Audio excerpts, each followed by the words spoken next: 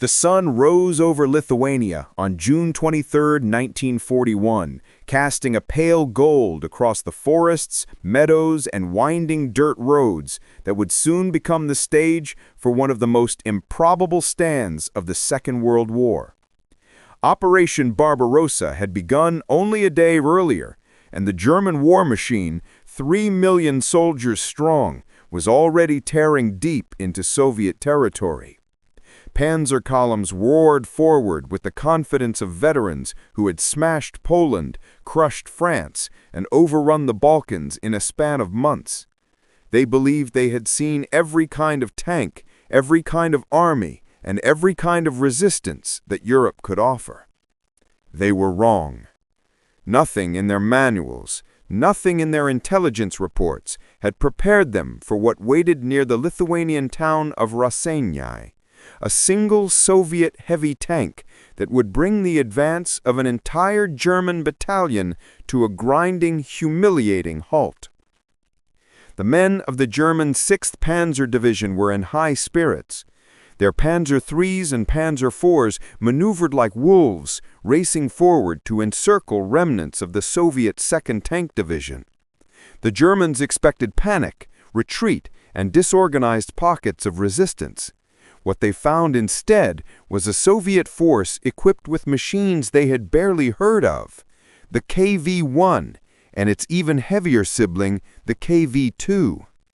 No one in Panzer Regiment 11 had ever engaged one in combat. Most had never even seen a photo. On paper, the KV tanks were absurd. Thick armor plates rivaling a battleship's construction, weight exceeding any German design, and guns capable of shattering fortifications. But the German High Command dismissed them as slow, impractical, and few in number. If they exist, one intelligence briefing had scoffed, they will be rare curiosities, not battlefield threats. That illusion died at Raseiniai. In the early hours of June 24th, a mixed German battle group advanced through a forested valley west of the Dubisa River. Their mission was straightforward: take Raseiniai, secure the bridges, and cut the retreat of Soviet forces. The road ahead seemed clear, until the lead Panzer III abruptly slammed its brakes. There, sitting astride the road like a steel giant waiting for tribute, was a lone KV-1, its 45-ton frame blocking the narrow route entirely. The tank did not move. It did not fire. It simply sat there, facing the German column, as if daring them to try. The Germans assumed it was abandoned. That assumption lasted 4 seconds. The KV-1's 76mm gun fired with a violent crack that echoed through the trees, and the leading Panzer III erupted in flames. The column panicked, reversing, turning, scrambling for cover. Another shell smashed into a second Panzer, flipping it sideways into a ditch. The KV-1 advanced a few meters, stopped, and fired again. A third tank died in fire. It was then the Germans realized the horrifying truth. This was no abandoned wreck.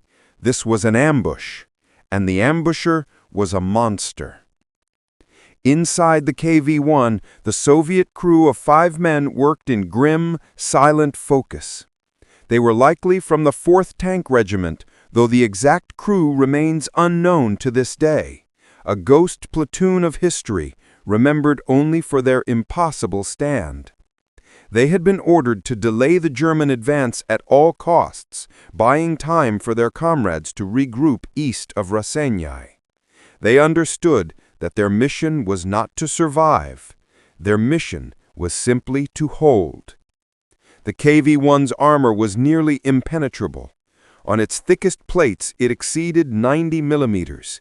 The Panzer III could barely hope to penetrate even at point-blank range. The Panzer IV's short-barreled 75mm gun, designed for infantry support, not tank killing, was useless. German shells ricocheted off the KV-1 like hailstones bouncing off a bunker. the Germans called forward their anti-tank guns. A 50mm packed .38 crew rushed into position, firing round after round. All bounced. Then came the 37mm guns, door knockers, as German crews bitterly nicknamed them. Their shells struck the KV-1 with a metallic clatter, leaving not even scratches. The Soviets held their ground, firing slowly, deliberately, destroying every German attempt to flank or bypass them. Hours passed. The KV-1 would not die. The German battalion commander, increasingly desperate, ordered an 88mm flak gun to be brought forward. This was the Luftwaffe's pride, an anti-aircraft gun so powerful it could punch through any armor on Earth.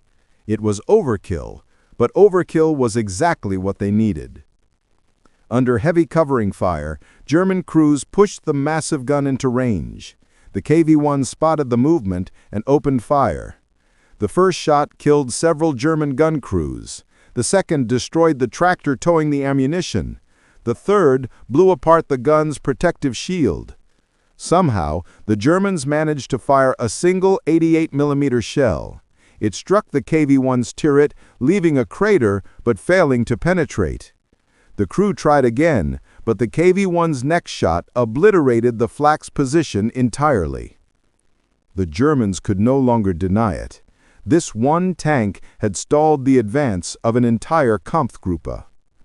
Night fell. The KV-1 remained. At dawn, German sappers crawled forward. If guns could not kill the beast, explosives might. They edged closer, inch by inch beneath the fog, until they reached the tracks. A dozen kilograms of TNT detonated beneath the KV-1, shaking the earth. When the smoke lifted, the tank was still there, alive, turret turning, gun searching. The charge had damaged the tracks, immobilizing it at last. But the KV-1 was still firing, still commanding the road, still denying the Germans passage. Desperation pushed the Germans to their most dangerous tactic, a point-blank tank duel. They maneuvered a Panzer 35T around the KV-1's flank, creeping behind it until muzzle touched armor. The Panzer fired. At that range, even a lighter gun could cause damage. The shell penetrated, but only barely, injuring the Soviet driver. The KV-1's turret rotated, slowly, menacingly. The German tank reversed in panic. The Soviets fired back, destroying it with a single blast.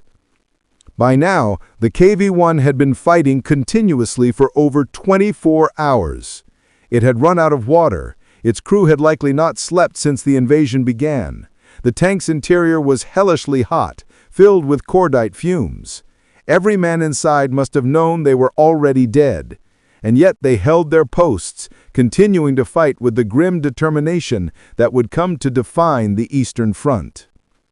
Finally, after nearly 36 hours of combat, a second 88mm gun was brought forward under the cover of a smokescreen. This time the Germans positioned it behind the KV-1, the tank's only vulnerable angle. The first shell struck the rear turret ring, cracking the armor. The second penetrated. The third shell tore through the side. The monster shuddered. Smoke began to pour from its hatches. Even then, unbelievably, the KV-1 fired one last shell. Then silence. The Germans approached the tank cautiously, rifles raised. They circled it, half expecting the turret to turn again. When they finally opened the hatches, they found the crew dead at their posts. Some had died from shrapnel, some from impact shock. One, the loader, still clutched a shell in his hands as if preparing for one more impossible shot. The German officers stood in silence. They had never seen anything like this. A single tank, just one, had delayed their entire battalion, destroyed multiple vehicles, killed dozens of men, and held the road alone for a day and a half. It had fought until it was physically impossible to fight any longer. One German officer recorded in his diary, "This tank fought like an iron fortress. Its crew must have been heroes." The road to Raseiniai opened again, But the momentum was gone. The delay allowed Soviet forces to regroup and evacuate key assets. In the grand scope of Barbarossa, it was a small moment, but in the legend of armored warfare, it was monumental. The KV-1 at Raseiniai became a symbol of Soviet resilience, of German shock, of the brutal, uncompromising nature of the Eastern Front.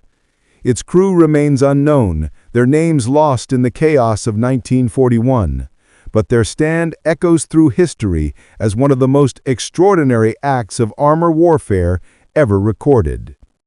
A single tank held off a battalion, and for 36 hours, the unstoppable Wehrmacht stopped. The story of the KV-1 at Raseiniai did not end when the Germans finally dragged its steel carcass off the road. In many ways, the real impact of that stand was only beginning to unfold. As German engineers examined the wreck, they realized that the scars on its armor told a deeper story. A story not just of defiance, but of a changing era in armored warfare, one that Germany had not fully anticipated. More than 100 dents marked the hull. Dozens of deep gouges showed where 50mm and 75mm shells had struck point blank. Some had shattered, ricocheting into nearby trees. Others had left flattened discs of molten metal fused to the KV's plates. The 88mm impacts were visible too, jagged craters, but only 2 had actually penetrated. For the German panzer crews who gathered around it, this tank was a revelation and a warning. They had conquered Europe with fast, maneuverable, lightly armored machines. Their doctrine was speed and combined arms coordination. But this Soviet monster represented something entirely new. A philosophy of war that prioritized armor first, firepower second, and mobility last. It was a philosophy born from a nation expecting to fight alone on its own soil, bleeding but unbroken, clawing for every kilometer of ground. As the Germans pushed deeper into Lithuania, whispers spread through the ranks of the 6th Panzer Division. Some joked nervously that the Soviets must have built these tanks in secret mountain factories. Others insisted that the KV-1 at Raseiniai had been crewed by fanatics or even criminals promised redemption. But those who had been there, those who had watched shells bounce harmlessly off its armor for hours, spoke with a different tone. They described a presence, a pressure, a sense of dread each time the KV's turret turned with that slow, deliberate certainty, as if it were death itself choosing its next victim. Many soldiers years later would still recall the sound, not the cannon fire, but the grinding of the KV-1's turret ring, echoing like a millstone crushing bone. Meanwhile, on the Soviet side, chaos reigned. Communications had collapsed. Entire regiments were fighting blind, isolated, surrounded. Yet amidst the retreats and encirclements, stories began to circulate of a lone tank that had stopped the Germans cold. Rumors inflated the scale. Some claimed it had destroyed 20 tanks. Others said it had taken on an entire division. In truth, no one knew exactly what had happened at the Dubisa Road. The Soviet command only knew that a German armored spearhead had been delayed almost a day and a half, and that the KV-1 units in the area had been ordered to fight to the last shell. But memory has a way of honoring those whose names are lost. As retreating Soviet tankers regrouped east of Raseiniai, several swore they had seen one of their own firing from a ridge long after all other call signs had gone silent. Whether they had seen the same KV-1 or simply glimpsed another heavy tank holding a doomed line would never be known. What mattered was that the legend had taken root. But just as the Soviets drew strength from the myth, the Germans drew lessons from the reality. Field workshops began welding makeshift plates onto Panzer IVs. Commanders demanded more 88mm guns be assigned to tank regiments, not just Luftwaffe detachments. Anti-tank doctrine was rewritten on the fly.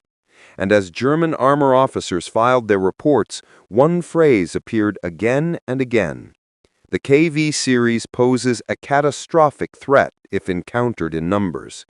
It was the first time since the invasion began that the Wehrmacht had used such language.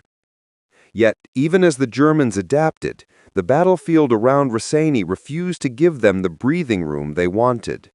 The forests were dense, the roads narrow, the fields broken by wetlands and rolling hills. Every kilometer was a potential ambush ground. The Soviets, though battered, still possessed KV-1s and KV-2s scattered across the terrain. These tanks were too slow to retreat and too valuable to abandon, so their commanders began using them as immovable strongpoints. Each one became a fortress, holding crossroads, covering withdrawals, or simply buying an extra hour for infantry to escape encirclement. 2 days after the famous KV-1 stand, another heavy tank, likely a KV-2 with its towering turret, blocked a bridge leading toward Kaunas. German artillery pounded it for nearly an hour, but its armor held. Panzer III crews attempted a flanking maneuver, only to lose 3 vehicles in rapid succession. It took a coordinated assault of engineers and direct-fire artillery to knock it out. The Germans were beginning to understand that each KV they encountered would be a separate battle, one that cost time, ammunition, and lives. And time was the one resource Barbarossa could not spare. As reports filtered back to the Soviet High Command, someone, perhaps a colonel, perhaps a clerk, made a simple notation in the margin of a combat summary. One heavy tank delayed enemy battalion by 32 hours. It was an understatement, but even that sterile phrasing captured the enormity of what had taken place. The Raseiniai KV-1 had not changed the outcome of the campaign. It had not saved Lithuania or prevented the encirclement of Soviet armies further east, but it had revealed something profound about the war that had just begun. It revealed the Soviet will to resist even when overwhelmed. It revealed weaknesses in the German armored doctrine. And it revealed that individual acts of defiance, small in the scale of global strategy, could ripple outward in ways no one expected. Back in Raseiniai, the burned-out KV-1 remained beside the road like a tombstone. German soldiers passed it quietly, some averting their eyes. It was not just a wreck.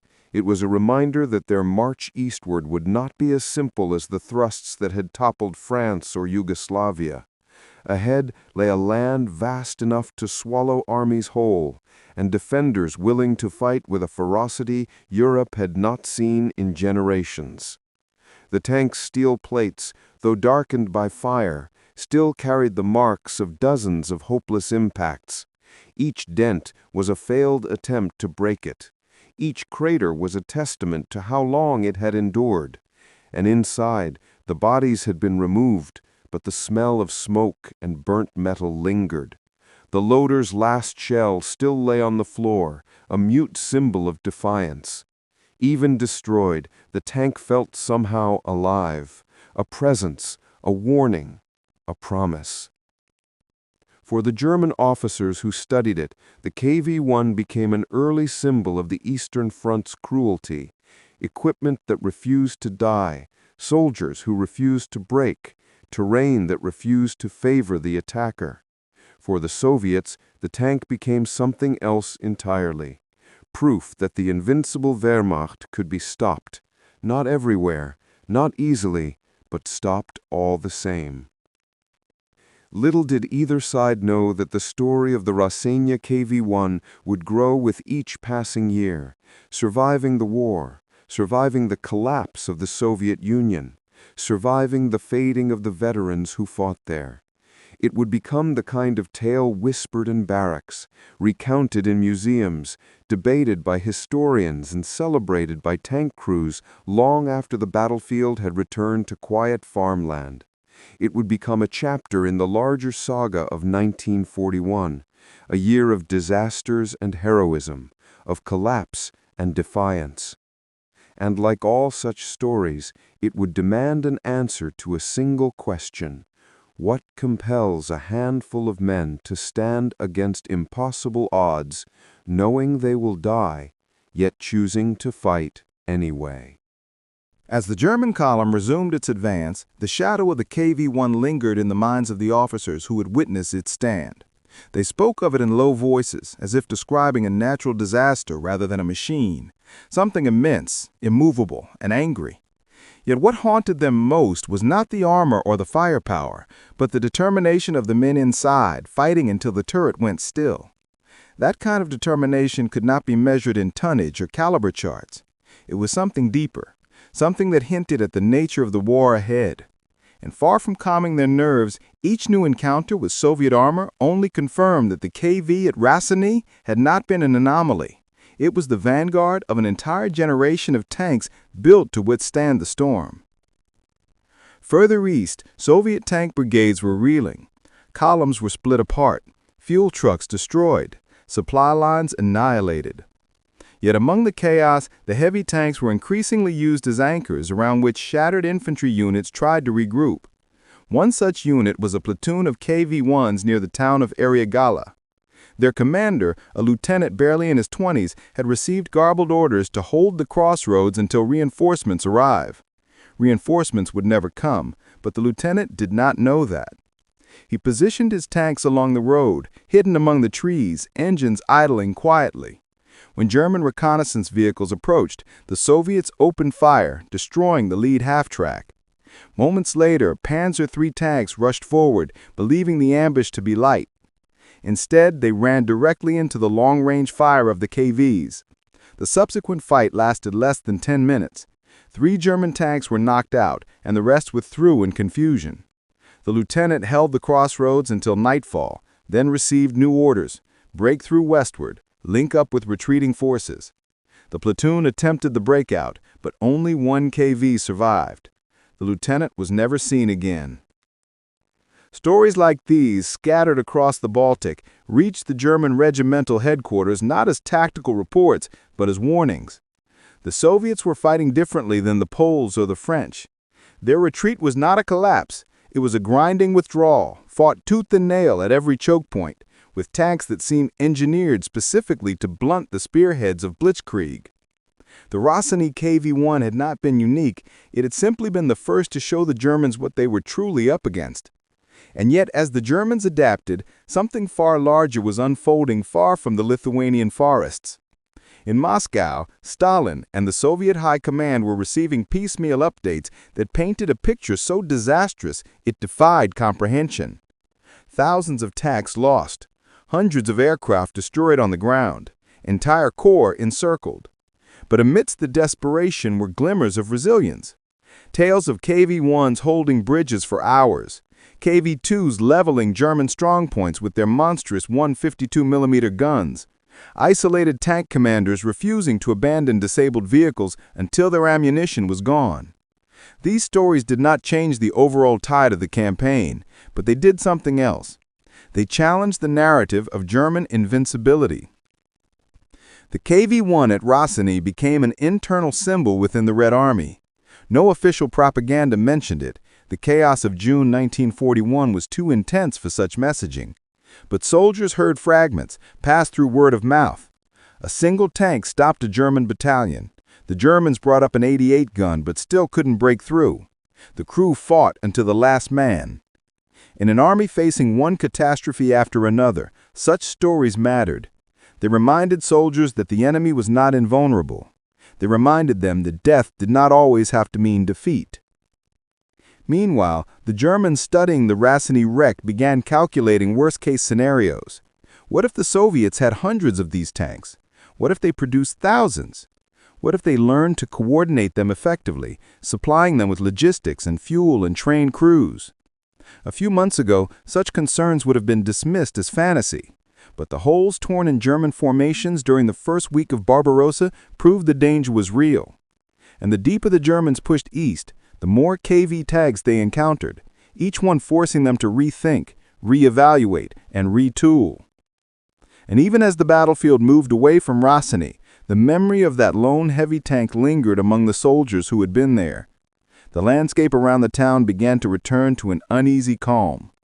Locals cautiously emerged from hiding, scanning the roads for unexploded shells, burned-out vehicles, and the bodies of men from both armies.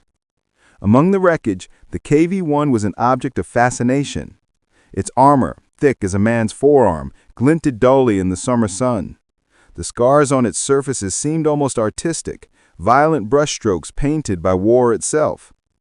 Inside, the smell of death had faded, replaced by the cold scent of oil and steel.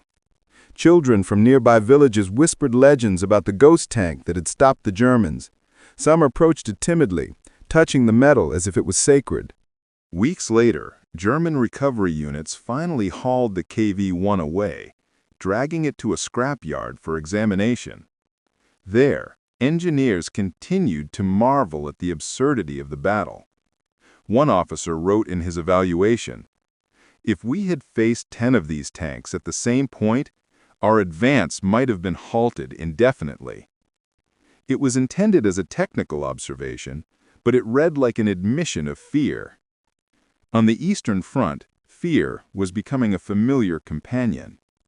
German soldiers learned to listen carefully for the deep, throaty rumble of a KV engine, slower than a Panzer, heavier, ominous.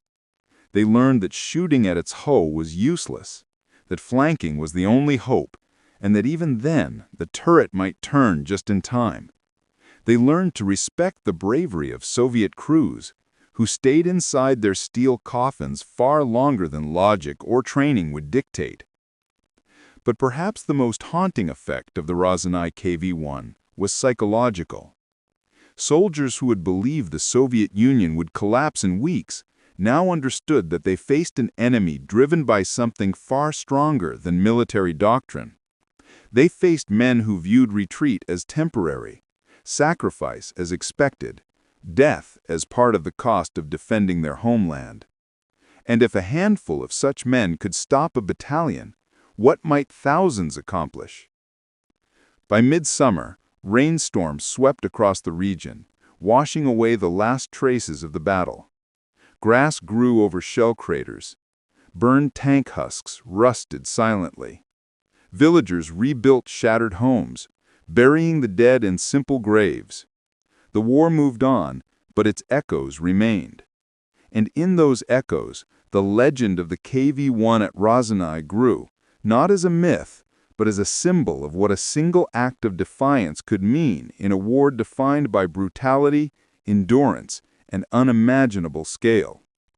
The German officers who had survived the encounter would later find themselves on distant fronts, near Leningrad, at Kharkov, outside Stalingrad. Some would never return. But in their letters, diaries, and after-action reports, one detail appeared again and again: the moment when their unstoppable advance had been stopped cold by a single tank, a single crew, a single stand that defied every expectation. It was the first true omen of the Eastern Front, and though few recognized it at the time, it was also a warning, one that would echo through the entire war. The Red Army was not defeated. It was awakening. As summer deepened over Lithuania, the forests thickened into walls of green, swallowing the last gunpowder fumes from the battles that had swept through only days before. But even as new leaves hid the scars of war, the shock waves of the KV-1's stand continued to ripple outward, influencing commanders, shaping tactics, and haunting soldiers at both ends of the front. In the headquarters of the German 6th Panzer Division, officers gathered around a map pinned with arrows, supply lines, and urgent notes scrawled in pencil. The division commander, General Franz Landgraf, listened in silence as his staff recounted each delay, each supply disruption, each unexpected Soviet counterattack. Eventually, the conversation circled back, as it always did, to the engagement west of Raseiniai. Some officers spoke of the KV-1 in strictly technical terms, discussing armor composition, gun penetration, and firing angles. Others spoke of it with a mixture of respect and unease.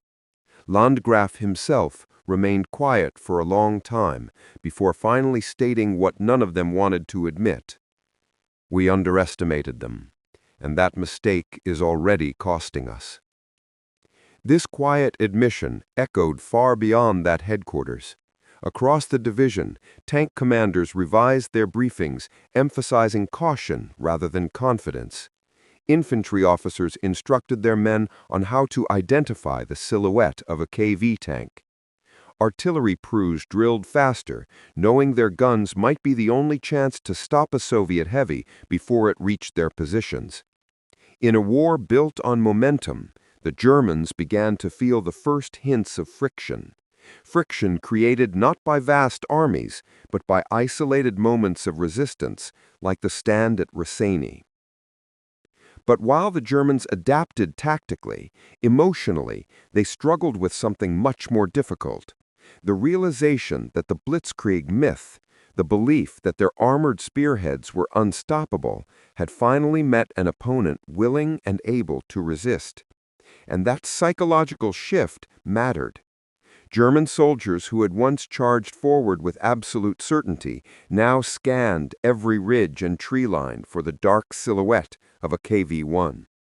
The presence of a single heavy tank could stall entire columns, not because of its firepower, but because of what it represented, the unknown. Meanwhile, the Soviet High Command was wrestling with its own terrifying reality. Despite isolated heroics, the front was collapsing at unprecedented speed. Thousands of tanks, some abandoned, others destroyed, lay scattered across the Baltics and Belarus. But among the disaster, the reports of KV tanks fighting to the last breath added depth to the picture, proving that even in defeat, the Red Army was capable of ferocious resistance. In Moscow, senior officers began to fall for more heavy tank brigades to be formed. Factories in Leningrad and Chelyabinsk pushed output beyond their limits, producing KV-1s, KV-2s, and the first experimental T-34 batches. The Raseiniai stand, though unknown to the public, contributed to the resolve within the Soviet Armored Corps. The knowledge that their machines could and did stand toe-to-toe with German armor and win. Yet the story of the Raseiniai KV-1 gained an even deeper layer of meaning when viewed from the perspective of the ordinary soldiers who passed through the region after the battle. For many, the tank was a silent teacher. For some, it was a monument. For others, an omen. One corporal wrote in a letter, "We saw the burned tank again today. It is strange. It looks dead, but it radiates something alive, like it still watches us." When this letter was found decades later, historians noted the unusual tone, part fear, part admiration, part superstition. But such emotions were not uncommon on the Eastern Front, where the scale of suffering seemed to warp reality itself. As the German advance continued, new battles erupted across the Baltics. Towns that had never before seen a tank were now witness to duels between Panzer IIIs and KV-1s, brutal close-range engagements where survival often came down to who spotted whom first.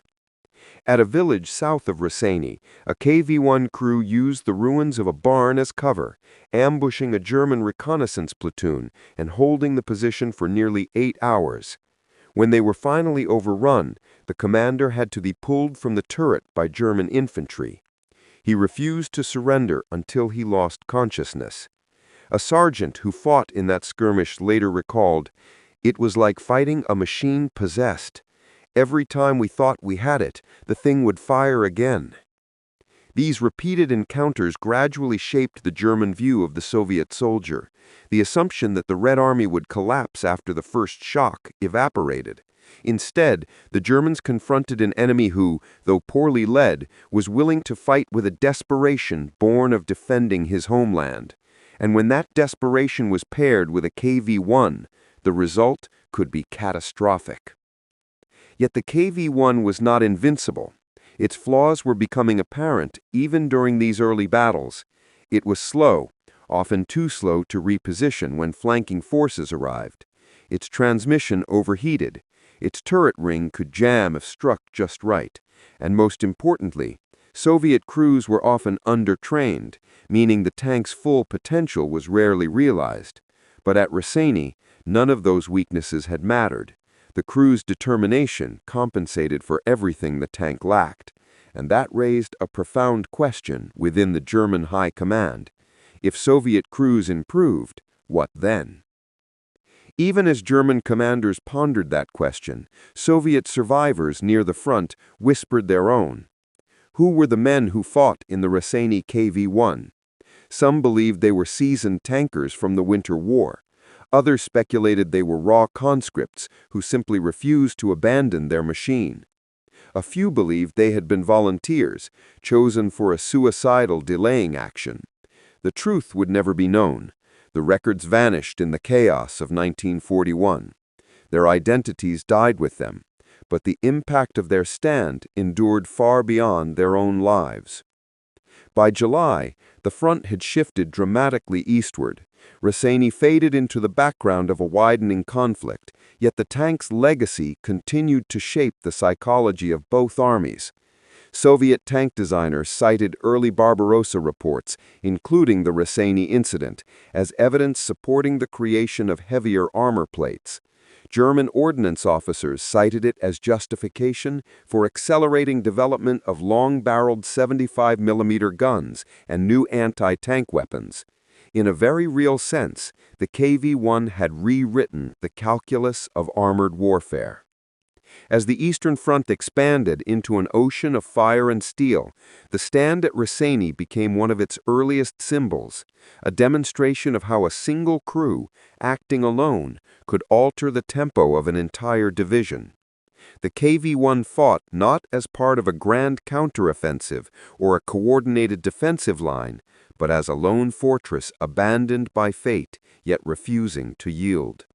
And far beyond the tactical significance, its stand represented something deeper, a preview of the stubborn, unyielding, sacrificial resistance that would define the Red Army in the years to come. Decades later, when historians looked back on the first months of Barbarossa, they would highlight tank battles at Minsk, Smolensk, and Brody. But among them, the stand at Raseiniai held a unique place, a small battle with an enormous echo. A moment when the unstoppable was stopped, when the inevitable was delayed, when courage outweighed strategy, and when an anonymous Soviet crew carved their names into history, not through survival, but through the manner of their death. When the sun finally dipped below the tree line that evening and the smoke began to settle, the battlefield around Raseiniai looked like a graveyard of twisted steel. The soil was blackened, churned, and littered with shell casings, half-burned ammunition boxes, broken track links, and the shattered remnants of German armor. Men from the 6th Panzer Division moved cautiously through the wreckage, stepping over crater lips and the still warm hulls of their own destroyed vehicles. They had finally silenced the lone KV-1, but it did not feel like victory. If anything, it felt like the aftermath of a duel in which they had barely survived. The great Soviet heavy tank sat motionless at the crossroads, its steel plates scorched, its gun barrel lowered slightly, as if bowing in defiance rather than surrender. The armor was pockmarked with dozens of dents from 50mm shells that had failed to penetrate. The track, mangled by explosives, lay like a snapped limb under the chassis. Small holes dotted the turret where German anti-tank teams had finally managed to pierce thinner sections using placed charges at suicidal distances. But even then, the tank had not gone down easily. Its engine had only fallen silent when incendiaries were thrown directly into the ventilation grills. Even disabled, the KV-1 looked less like a defeated machine and more like a beast forced into stillness by exhaustion rather than by any weapon the Germans possessed. German soldiers circled it with an unease they could not hide. They poked at the steel hull with rifle barrels, kicked at the edges of the broken track, and stared at the monstrous thickness of its armor with disbelief.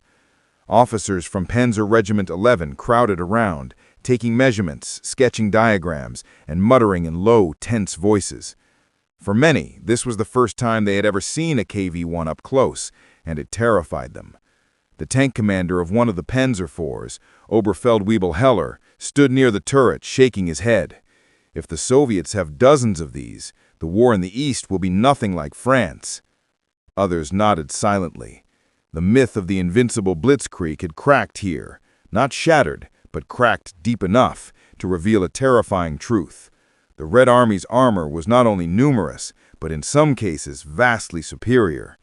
And this particular KV-1 had not just resisted, it had humiliated them. Inside the tank, the air smelled of smoke, cordite, and scorched oil. When German engineers finally pried open the hatch, they found the crew still at their stations. The commander slumped halfway out of his seat, his hand still gripping the turret traverse lever. The gunner remained pressed to his sight, and the loader lay against the ammunition racks. They had died fighting, likely refusing to abandon the tank even as it became hopeless to continue. Their faces were calm, almost stoic, as if they had accepted the fate that came with defending their position to the last breath. A silence fell over the Germans as they removed the bodies. These were not the barbaric Soviet boogeymen that Nazi propaganda had painted.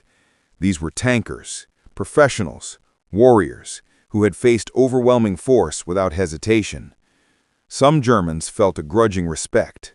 Others felt dread at the thought of millions more like them standing between the Wehrmacht and its goal.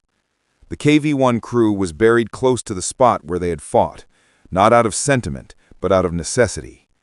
Yet even in the hurried burial, the Germans placed them carefully in the ground, a small gesture acknowledging the courage of men who had nearly held back an entire division.